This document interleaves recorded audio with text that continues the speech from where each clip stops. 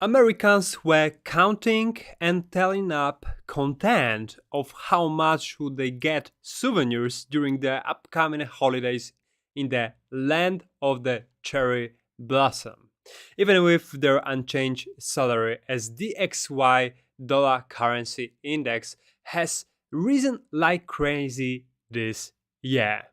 US dollar since November by present was on holidays, however, but it looks like the private jet of Mr. Market is getting that Mr. Green back. What does it mean for major indexes and especially for you? Welcome to another episode of Blockrevision. I'm very glad to host you.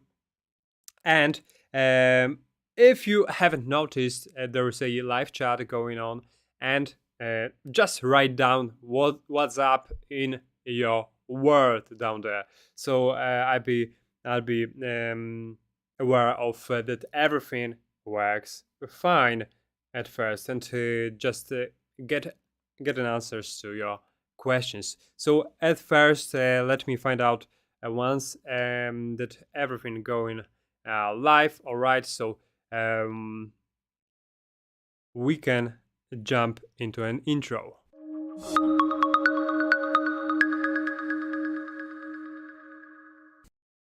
All right, and we are with economy view sector. So we are jumping right now into a kind of a summarization of 2022. Yesterday, we've been talking about sector rotation that was in charge at least partly of and sell-off. But that's not the only case. Market seems oversensitive to data. Previous week we were somewhat interesting facts that were regarded publications from housing starts and personal income and a more optimistic publications than expected to the economy becoming a pretext for the market to sell off, and that's what happened previous week.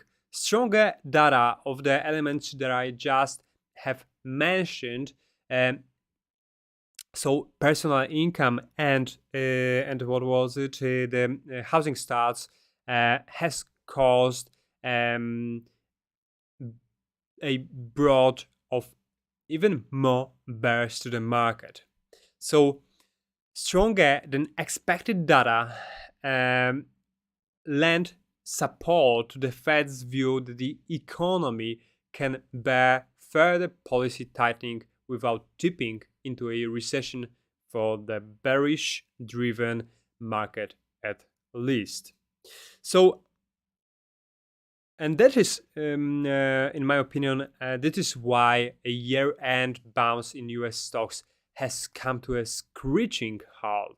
So it's not only the element that I just depicted previously that was about this this transition to the sector transition that I've just mentioned, that right now the financials and healthcare might be the ones that may take advantage of the current market environment, but also that's the thing of that good or better than expected data being delivered. So that's why we are going through that difficult end of a year and canceling the SARA. But that's also the very interesting question. Is the VIX not working anymore? Maybe you have noticed. So CBOE volatility index is the measure of the S&P 500 option costs, and that's the one that usually moves in the opposite direction of the stock benchmark, going up when demand for hedges expands in down markets. This year, however, the two gauges, S&P and VIX, were moving in tandem 26% of the time, the most since 2006. That spikes in weeks, as you can find right here, hasn't crossed really 36. It topped out at those levels. So sorry for switching this over. So they looks like been topping out. So VIX has recently been somewhat interesting element to study, where those spikes been muted and those lower levels than normal bear markets, bringing somewhat conclusion that the worst might be over. As S&P 500 has brought those over -20 return this year, we haven't seen spikes on the VIX yet. On the other hand, we have somewhat other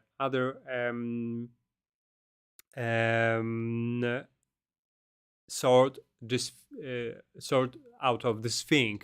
So spikes in the VIX have even been muted, and the question that arises right now, may it be even worse, where we haven't gone through this 40s barrier.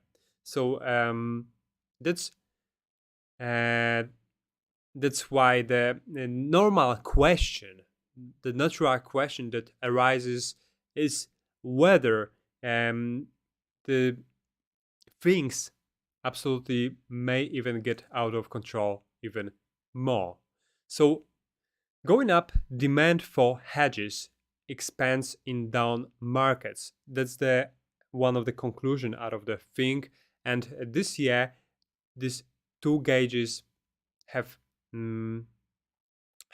acted in tandem, and that's why the VIX,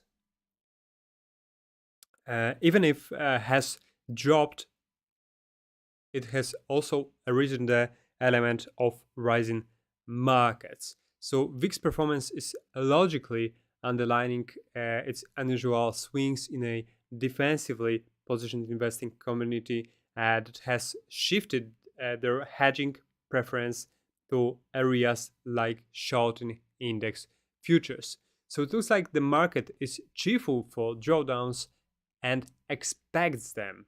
As violent reversals became a feature of 2022 stock market, options traders are seeking quick profits via contracts known as 0 day to expire or 0 DTE. This is a form of active hedging. 0 DTE options for short are options that expire and become void within what was it? And become void. Let me find out what was it. Within 24 hours. In some ways, the proliferation of those contracts reflects heightened anxiety in the marketplace, and none that is captured by the VIX, which is calculated based on only S&P 500 options expiring 23 to 37 days in the future.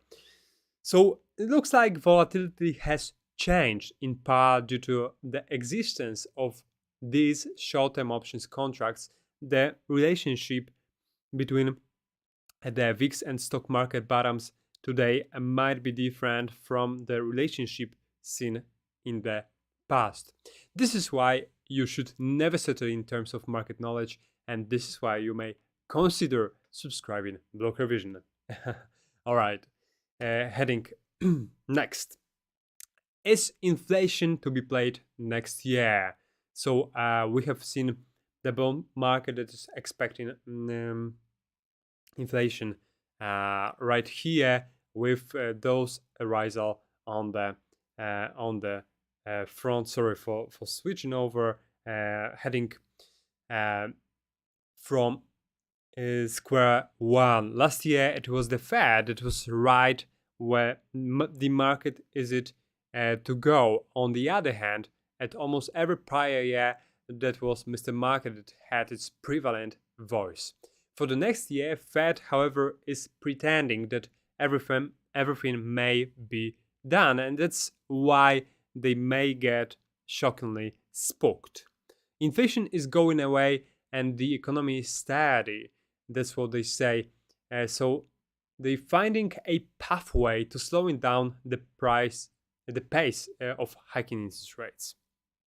The bond market, nonetheless, is expecting inflation that will pretty neatly come back into zone in 12 months. And the bond market is one of the indicator of what may come to the future of the country. So with China reopening and gradual upgrades from these disrupted supply chains, many depends, however, on the risk in terms of how COVID evolves. But the question that arises, won't it paralyze the economy once again, or rather, won't it prompt politicians to impose further, more restrictive measures of closing economies in the sake of their own benefits, stuffing their pockets with loose money? Therefore, it's quite possible that the Fed is underestimating the risk of financial catastrophe. Just remember this. The Fed didn't see inflation coming, and in their quest to fight inflation may not seem a financial accident ahead. That's why I bet you have probably fastened your seatbelts yet. Tesla has this headache. So the market has been brutal in terms of recent Tesla valuation. Let's find out what's going on. For this, we can find TSLA. Oh my Buddha, it's really bad right now. On our side, we are heading to lowest point ever. So I would bet that will rebound very soon. But it's the end of Tesla bull market, definitely. So we've seen some signs of reversal of Tesla back in the first half of this year, but we were still somewhat, or rather retails were somewhat kind of in a disbeliever mode when it comes to how Elon Musk may get spooked by this bear market participants. But as we can find here, the electric vehicle makers stock has dropped around 67% this year on Musk's Twitter takeover and related distractions. So investor jitters about growth and worries that high inflation and rising interest rates will dampen consumers' enthusiasm of this sector. So I have a message to you. So every man on the planet has the limit of his processing capacity, and it doesn't matter if it's an accountant, Mrs. Maris, or CEO of large company, or president of United States. Everyone has its own boundaries. Running that many businesses will reverberate the company's conditions someday. But it's about facing those headwinds in the economy after all. Musk warned investors that when the interest rate remained high, that will smell a recession to him, and that's what's happening.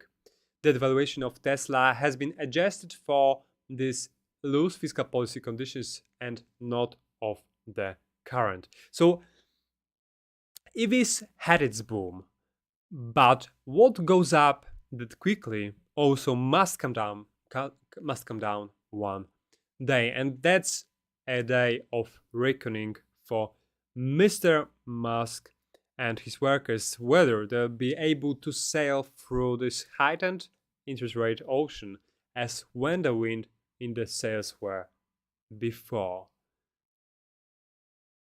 So, in terms of investments, always stay cautious. Right now, the market seems undervalued by RSI metrics, but don't put everything on Tesla company right now, as the best time might be over. Let's have a look at market outlook, and for this one I want you to jump to a not Tesla but DXY. So it's a current latest theme.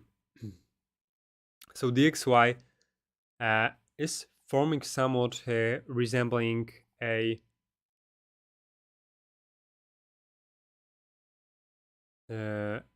triangle that might be consolidation pattern before a reversal. DXY is right now exactly forming this type of triangle. So we having some elements indicating that DXY may revert very, very soon, especially in consideration of the RSI that recently also showing some bullish signs. We've broken out of this bearish channel, and right now rebounding out of this higher boundary, but we still need a confirmation, right? So even if the RSI is showing the one element, it's just a questioning of the market whether we are ready to start off. But without a confirmation, with somewhat called a bullish structure or a strong reversal made by a green candle being built within days, as backed by a large volume, I wouldn't find any type of signals right now. However, you need to be cautious. Right now, DXY is during this possible reversal mode, but just reminded we are during the days where by the end those volumes are usually lower. So that's why it's easier for fake outs to appear. On a weekly chart, however, we are getting to around 40 area, so that's where we may find some elements of reversal, especially that this RSI has got to 39 back when the market started to accelerate to the upside back in May of 21. That's why I'm just remaining cautious and let the market decide whether it goes up or down. And as we are closing to the apex, that's this, I would say, big of formation, we still have some time, but this time is running out, and we would need a confirmation within days to come. So if you don't want to miss it, subscribe to the channel, and if you enjoy, drop the like button for the live transmission. So we are heading back to a market outlook, and right now market movers in terms of market movers, we are switching once again, this time to economic calendar.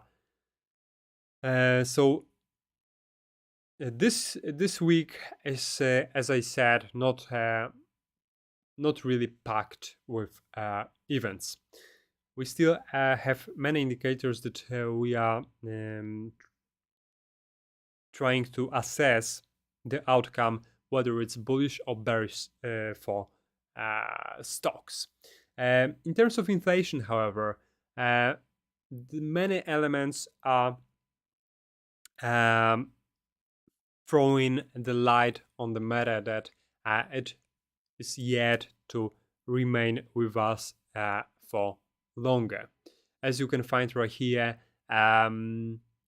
Fed's tough task history shows inflation takes average of 10 years to return to 2% if it broke above 5%. So that's exactly what you can find right here on the market watch, is that that spooky bar chart where we can find it mainly when it gets out of control. It's very, very difficult to tame it in a kind of a significant way. So economic calendar this week, as I said,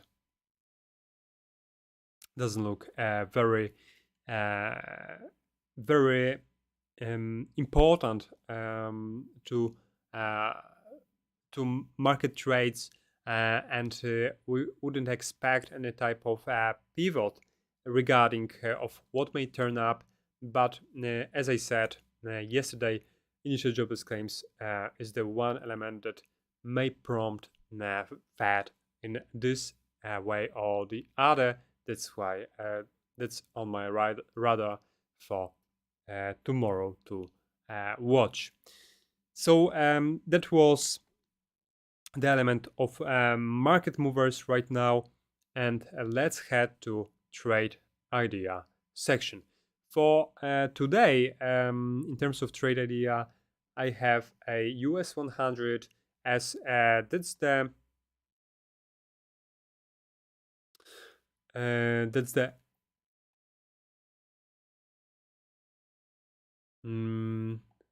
index that recently been pressured by bears.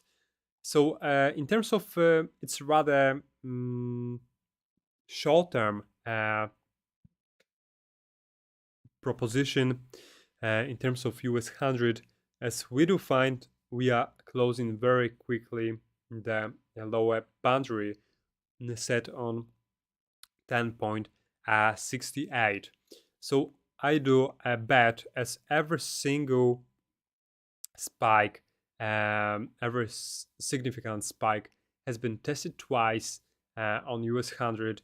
I do bet that this element of a chart is slowly but surely heading to testing over this 10.6 barrier. I would set my target of a short to 10.60, 10.67, and I do bet that that's the one thing that may take place within this or another session. But afterwards, when we rebound, or whether we go through this floor, I would find out whether the dominant power will shift on the US 100 and whether we'll be able to get back up or rather down further. In my opinion, as this daily candle wasn't the one firmly standing as the one that may pivot the chart, and also the weekly one is not very convincing me, I do expect that we will deepen even further to 10.3 at least. But before that happens, we may see kind of a battle between bulls and bears on that levels. So for today's and tomorrow's session, I do expect uh, US 100 to move like that, but with a tight stop loss is the one to consider. This tight stop loss should be set right above this recent highs of 10.85, and that's why I would bet that we won't cross it once anymore, as we have tried it already thrice, and that's why the way of the least resistance is to the downside. That's why we have around 1.4% to grab. So in terms of trading area, I do find that this bet is valid anywhere between this area of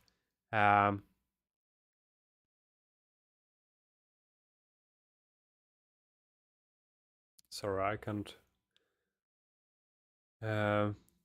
within 10.81 and once again 8.83. Otherwise, I wouldn't bet on or for or against US 100, and my proposition won't be won't be as the one I do find as helpful. So in today's episode, that's everything. Remember about leaving a comment if you have any questions regarding the topic or any suggestions regarding future transmissions. We are seeing each other tomorrow at 8:45 a.m. as always, East time. So just verify how is it to you. But we are opening every day 45 minutes before the market open. That's why we have the most updated data on the market. So thank you very much, and see you